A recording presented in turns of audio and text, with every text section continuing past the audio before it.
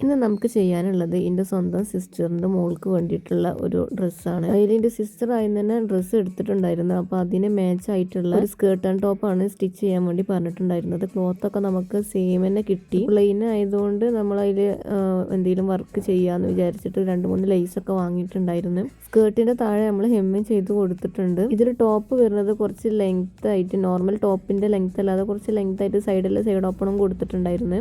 പിന്നെ കുറച്ച് ലേസും വാങ്ങിയിട്ടുണ്ടായിരുന്നു. അപ്പോൾ ഞാൻ ഓർത്തത് ഇതിൽ ഈ ഫ്ലവർ ഉള്ളത് കട്ട് ചെയ്തിട്ട് ഡ്രസ്സും സ്റ്റിക്ക് ചെയ്യാമെന്നാണ് വിചാരിച്ചിട്ടുണ്ടായിരുന്നത്. പിന്നെ അവളുടെ ഡ്രസ്സും ഒരു ഹാൻഡ് വർക്ക് കൊടുത്തിട്ടുണ്ട് ഇതേപോലെ ഡോട്ട് ആയിട്ട്. അപ്പോൾ ഇത് കൊടുത്താൽ മതി എന്ന് പറഞ്ഞപ്പോൾ നമ്മൾ അതേപോലെ തന്നെ ഇതിമ ചെയ്തിട്ടുണ്ടായിരുന്നു.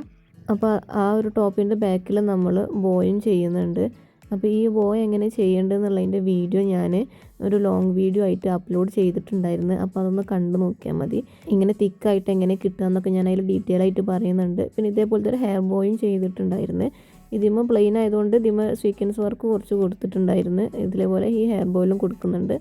ഇതാണ് ഇതിൻ്റെ ലാസ്റ്റ് വരുന്നത്. സ്കേർട്ടിന് താഴെ ഇതേപോലെ ഹെമ്മിങ് ചെയ്തിട്ടുണ്ട്. ടോപ്പിൽ ഇതേപോലെ അറ്റത്തായിട്ട് ഹാങ്ങിങ്സും കൊടുത്തിട്ടുണ്ടായിരുന്നു. നെക്കിൽ ലേസ് വർക്കാണ് കൊടുത്തിട്ടുള്ളത്. ബാക്കിൽ ഇതേപോലെ ഇൻവിസിബിൾ സിബും പിന്നെ ഇതേപോലെ ഒരു ബോയും കൊടുത്തിട്ടുണ്ട്. വിയർ ചെയ്തിട്ടുള്ള പിക്ക് കിട്ടുമ്പോൾ ഞാൻ അതും അപ്ലോഡ് ചെയ്യാവേ.